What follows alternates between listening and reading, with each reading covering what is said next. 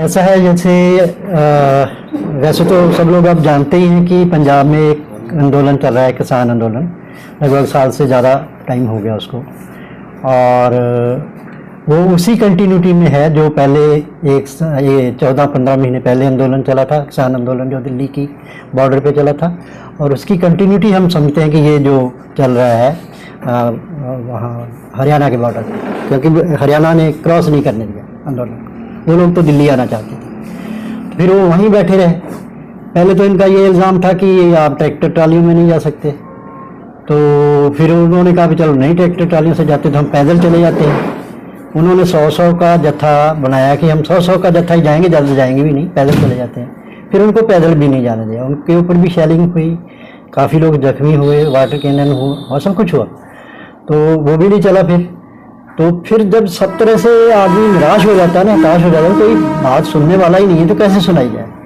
तो फिर डल्लेवाल साहब ने कहा कि ठीक है, अगर हमारी कोई वैसे नहीं बात सुनता तो हम अपनी जान पे खेल जाते हैं, हमारी जान ले लो भैया। फिर तो डल्लेवाल साहब आमरण अनशन पे बैठ गए। आज उनका 50 दिन से ऊपर हो गया उनका, ठीक है। तो अब तो किसी पल भी कोई बुरी खबर आ सकती है, हालात उनकी ऐसी नाजुक है, उनका मतलब शरीर के ऑर्गन कई सारे काम करना बंद कर गए हैं, तो सब में डर है, सहम है। और जहाँ कोई बैठा है आंदोलन से जुड़ा हुआ आदमी, जहाँ भी बैठा है तो उसकी नज़रें तो वहीं है, उसी बॉर्डर पे हैं, तो हमारी भी नज़रें वहाँ हैं। मैं वैसे जाके आया हूँ, डल्लेवाल साहब से मिल के आया हूँ 10 दिन पहले। तो फिर अब हमने सोचा कि बाहर बैठे बैठे क्या फिर तमाशा देखते रहें, क्या करें हम।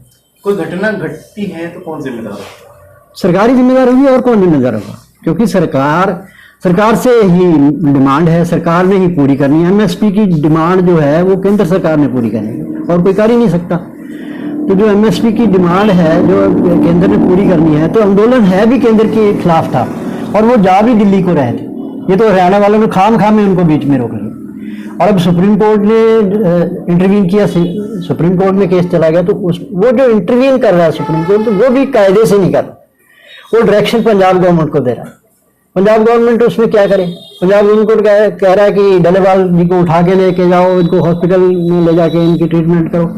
तो उनको पता है कि एक जान बचाने के लिए अगर हम वहाँ गए तो जैसा वहाँ इंतजाम है, जैसे किसानों में रोष है, गुस्सा है, तो वहाँ तो 50 आदमी और मर जाएंगे फिर एक को बचाते बचाते। तो वो नहीं कर रहे वहाँ ऐसा कुछ भी। सुप्रीम कोर्ट के कहने के पर सुप्रीम कोर्ट उनके ऊपर कंटेम्प्ट ऑफ कोर्ट भी लगा रहा है।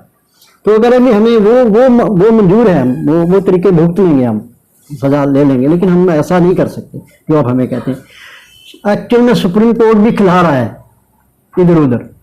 उनको डायरेक्शन देनी चाहिए सेंटर को, दिल्ली सरकार, कि आप भैया इनकी बात सुनो, जैसे भी इनसे कोई जो वो डल्लेवाल साहब ने कहा कि अगर बात शुरू हो जाती है तो मैं आंदोलन खत्म कर दूंगा। तो अगर सेंटर बात करने के लिए भी राजी नहीं है तो फिर कोई क्या करेगा? फिर मर जाएगा, मरेगा ही, और वो मरने के लिए बैठ गया है। और अगर वो मर जाता है तो हमें जो लगता है कि पंजाब पहले ही बहुत डिस्टर्बेंस झेल चुका है। अगर खुदा ना खास्ता डल्लेवाल साहब को कुछ हो गया तो फिर पंजाब हो सकता है कितनी वहाँ कोई बड़ी बगावत खड़ी हो जाए, ठीक है ना। क्योंकि एक पहले ही वहाँ कोई क्षेत्रीय पार्टी नहीं है, जो पार्टियां वैसे ही है नहीं है, पॉलिटिकल वैक्यूम है, वहाँ कोई लीडर नहीं है हमारे पास पंजाब में ऐसा कि जो सबको रोक सके और समझा सके या स्थिति को काबू में कर सके।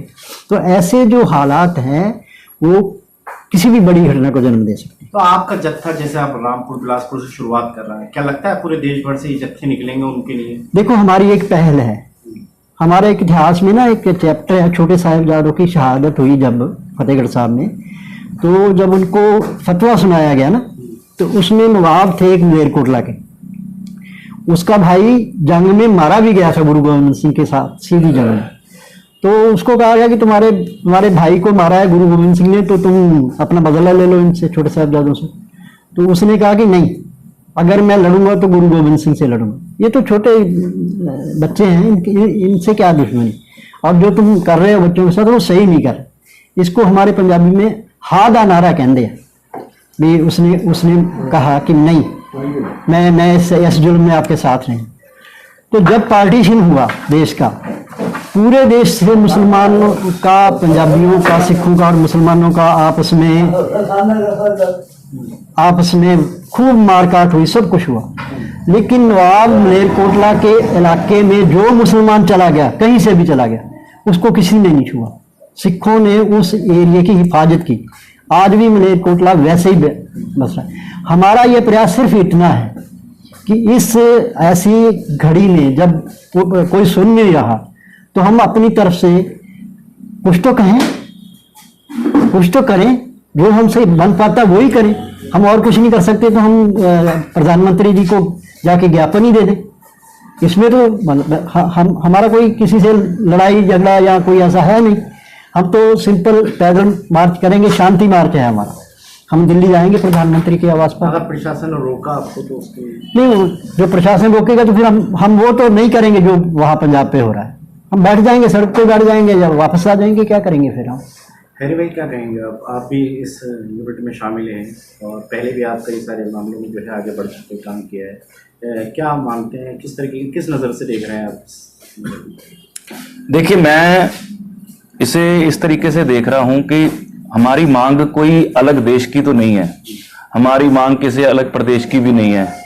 किसानों की मांग ये है कि हमें एमएसपी चाहिए, और ये मांगें शुरू से पहले जब वादा किया किसी ने, कहते ना वादा करके मुकर जाना, ये भी अच्छी बात नहीं है। और हमारे किसान शुरू से इस बात पे संघर्ष कर रहे हैं कि जो वादे पहले सरकार ने किए हैं उन वादों पर उन्हें खरा उतरना चाहिए, और जो वादे पहले किए थे किसानों के साथ, क्योंकि पहले भी आपने देखा था कि हमारा जो धरना चला है 1 साल से ज्यादा चला है, और हम जब वहां से हमारे जब किसान आंदोलन को हमने उठाया वहां से, तो इसी बात से उठाया था कि उन्होंने वादे जो किए थे, और अब वो वादे फिर से ही मुकर गए हैं। और दूसरी बात ये है कि हमारी कौम में कभी भी ये चीज नहीं है, बहुत सारे बात करते हैं, हमारे साथ भी बात करते हैं कि हमारी कौम मरने के लिए बनी है, हमारी कौम भूख हड़ताल पे नहीं बैठती।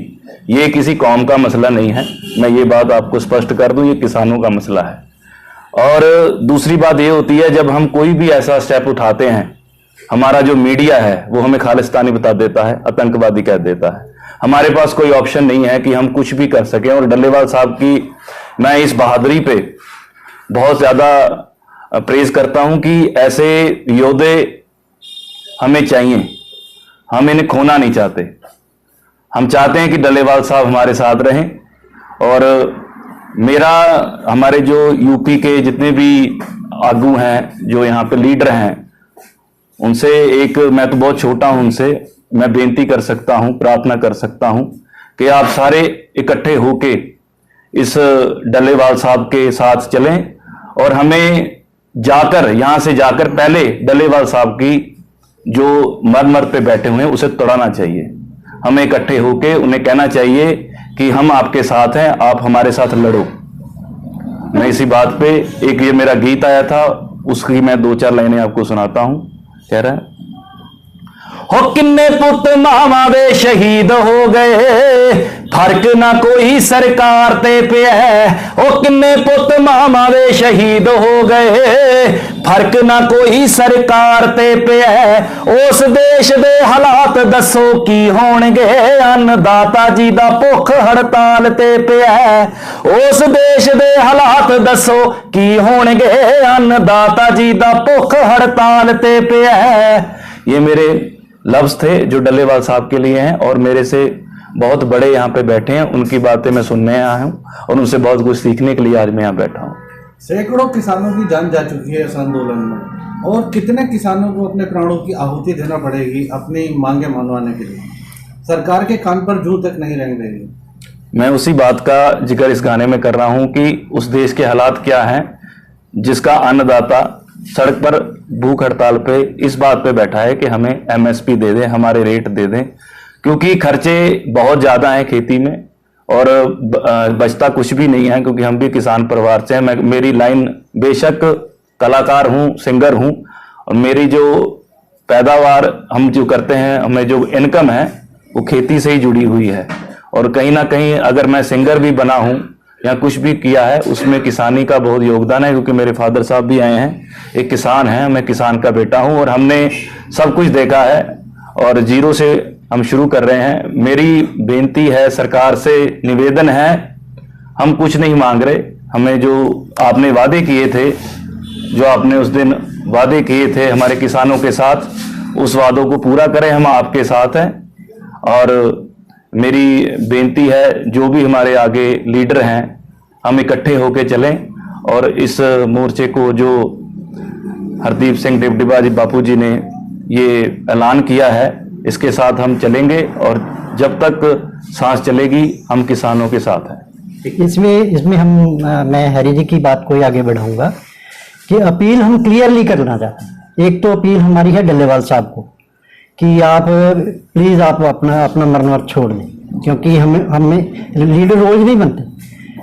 60 साल लगे हैं डल्लेवाल बनने के लिए, हम उनको खोना नहीं चाहते। वो अपना आमरण खत्म करें, हम उनके साथ हैं। और दूसरी अपील मेरी यहाँ किसान जथेबंदियों से है सबसे, और सभी वो इंसाफ पसंद शहरी जो किसी भी पार्टी से हों, चाहे किसी धर्म से हों, किसी फिरके से हों, किसी जात बरादरी से हों, सबसे मेरी गुजारिश है, अगर आप इंसाफ पसंद हैं, आप चाहते हैं कि इंसाफ होना चाहिए, तो आप हमारे साथ इस मार्च में हमारे साथ आइए और डल्लेवाल साहब की जो आमरण अनशन है उसको छुड़वाने के लिए आप सबका सहयोग जो है वो हमारे लिए बहुत जरूरी है। ये जो आपका पैदल मार्च है कहाँ से शुरू होगा? ये डिबडिबा से शुरू होगा, डिबडिबा से। हाँ जी। कहाँ गए? ये प्रधानमंत्री जी के निवास आवास पर गए, मोदी जी के। संख्या कितनी रहेगी इसमें आपकी? कोई गिनी नहीं है संख्या, जितनी भी आ जाए। हमने तो सबको आवाज लगाई है, 10 आ जाए, 20 आ जाए, 10,000 आ जाए, 20,000 आ जाए, ये तो कोई हमें तो काउंट कर नहीं सकते। आज हम आवाज लगा रहे हैं, हो सकता है कोई भी नहीं आए, हमें अकेला भी चलना पड़े। मतलब हम तो सब तरह की सिचुएशन के लिए तैयार हैं कि हम चलेंगे। जिसको लगेगा कि हमारी ये जो पहल है वो सही है, सही डायरेक्शन में है, इसमें हमारा कोई अपना उसमें लालच नहीं है, हमारा कोई अपना वो नहीं है कि अपने हित साधने के लिए हम कोई कर रहे हैं, कोई पॉलिटिक्स नहीं है। जिसको ये सही लगेगा वो हमारे साथ जरूर आएगा। हमें उम्मीद है कि लोग हमारे साथ आएंगे। इस जो है आपकी पैदल यात्रा में वीएम सिंह शामिल होंगे? हाँ, मेरी उनसे फ़ोन पे बात हुई थी, कल भी हुई थी, आज सुबह भी उनका फ़ोन आया था। और उनका यहाँ जो नुमाइंदा है हरप्रीत सिंह, एडवोकेट हरप्रीत सिंह, वो सुबह उनका मेरे फ़ोन भी आ गया था। अब भी मेरे पास उनका फ़ोन आया था, वो कह रहे थे कोई घर में मेरे पास कोई आ गया है, मैं 15-20 मिनट लेट हो जाऊँगा। देखो अभी आते ही होंगे वो भी।